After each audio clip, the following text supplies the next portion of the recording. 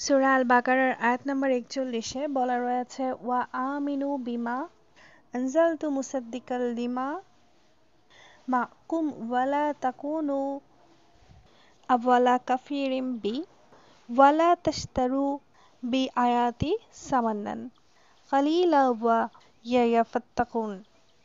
বাংলা অনুবাদ এমনটা আসে, এবং তোমরা বিশ্বাস স্থাপন করো সে কিতাবে যা আমি নাজিল করেছি, যা তোমাদের কাছে যা আছে তার সমর্থক, আর তোমরা এর প্রতি প্রথম অবিশ্বাসী হয়ে যেও না, এবং আমার আয়াতগুলো অল্প মূল্যে বিক্রি করো না, এবং কেবল আমাকেই ভয় করো।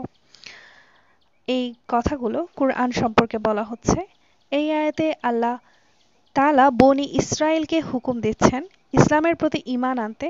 আল্লাহ তাদের আদেশ দিচ্ছেন যেন তারা কুরআনের প্রতি ঈমান আনে, কারণ এটি আগের কিতাব অর্থাৎ তাওরাত, ইনজিল এগুলোর সত্যায়নকারী। সত্যকে প্রত্যাখ্যান না করতে বলেছেন।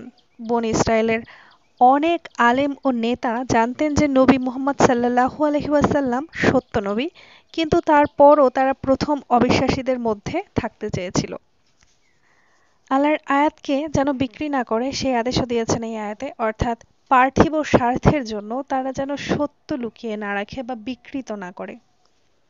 বলা হয়েছে শুধু আল্লাহকে ভয় করতে, মানুষের চাপ বা দুনিয়ার লাভ লোকসানের চিন্তা না করে কেবল আল্লাহর ভয় রাখা উচিত। এই আয়াতের সাথে সম্পর্কিত আরও কুরআনের আয়াত রয়েছে, যেমন সূরা আল মাইদার ৪৪ নম্বর আয়াতে বলা হয়েছে, যারা আল্লাহর নাজিলকৃত কিতাব অনুযায়ী বিচার করে না তারা কাফির। অন্যদিকে সূরা আলে ইমরান ৭৭ নম্বর আয়াতে বলা হয়েছে, যারা আল্লাহর অঙ্গীকার ও তাদের শপথ তুচ্ছ মূল্যে বিক্রি করে তাদের জন্য পরকালে কোনো অংশ নেই।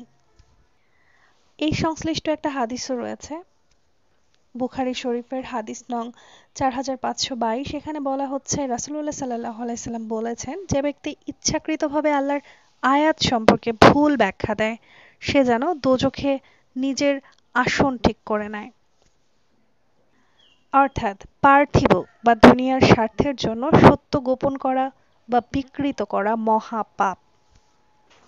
এজন্য আমাদের উচিত কোরআন ও ইসলামের প্রতি পরিপূর্ণ ঈমান রাখা এবং শুধু আল্লাহকেই ভয় করা, এবং সেই সাথে কোরআন বুঝে পড়া।